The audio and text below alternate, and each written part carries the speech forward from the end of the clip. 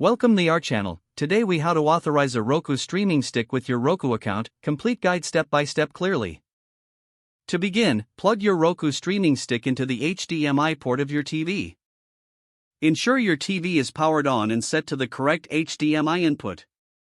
You should see the Roku logo appear on the screen shortly. Once the logo shows up, follow the on-screen prompts to select your language. Next, connect your Roku streaming stick to your Wi-Fi network. Select your Wi-Fi network from the list provided. Enter the Wi-Fi password using the on-screen keyboard. After connecting to Wi-Fi, your Roku will attempt to update itself automatically. Once the update is complete, you will be prompted to link your device to your Roku account. At this point, take note of the unique activation code displayed on the screen. Using a smartphone or computer, open a web browser and go to the Roku activation website. Enter the activation code in the designated field. Click on Submit to proceed.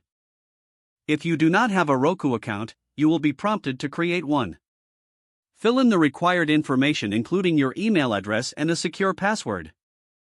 After creating your account, you may need to verify your email address through a confirmation email. If you already have an account, log in using your credentials.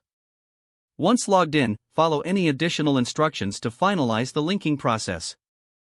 Return to your Roku device after the account linking is confirmed. The Roku will refresh and finalize its setup. You should now see a welcome screen, indicating your Roku streaming stick is successfully authorized.